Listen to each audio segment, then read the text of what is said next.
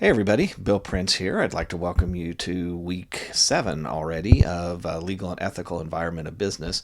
My video is going to be a little brief this week, given that I've been battling laryngitis and just a bodacious cold, so I'm not sure how long my voice is going to hold out. Um, but I did just want to touch base with you on a couple of things. This week, we are going to be spending some time talking about three fairly broad and diverse areas. We're going to be talking about consumer protection, environmental regulation, and land use. More emphasis being placed on the first two topics than the third. But when it comes to the legal and ethical environment of business, probably business's interaction with its consumers are obviously the most important because, again, business goes into business to sell products or provide services to consumers. And oftentimes it is the result of those relationships that business finds itself in all sorts of legal issues in terms of the quality of the product that's being put out there. Are they producing dangerous products that cause harm, and things of that nature. So we'll be spending some time looking at that issue.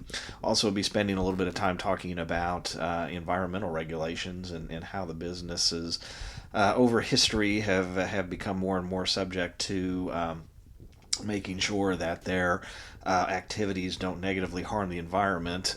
Although over the last few years, it seems as if many of those regulations have been rolled back and repealed for any number of reasons. So those are sort of the general topics that we're going to be visiting about this week.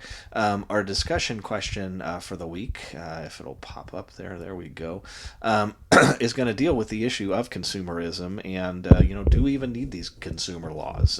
Back in the old days, there was this thing called caveat emptor, which was let the buyer beware, and the burden was sort of on the consumer to make sure that the products that they were purchasing would do what they were intended to do and wouldn't cause harm and that sort of thing. So we're going to be kind of exploring those relationships historically in terms of consumer protection. So hopefully you'll find some interesting examples and find the discussion fairly interesting.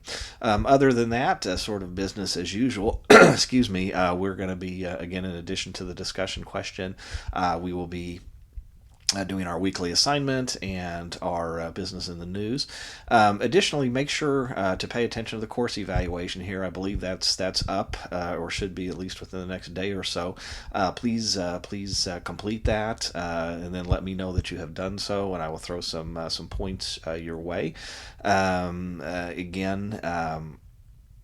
We use those to make improvements to the course, to make changes to the course, find out what's worked, what hasn't worked, and that sort of thing. So please make sure to complete that. As usual, if you have questions, comments, or concerns, please don't hesitate to give me a holler, and we will visit with you next week, which is actually our last week together. So it's been a fast 8 weeks, and have a great week, and we'll talk to you again next time. See you then. Bye.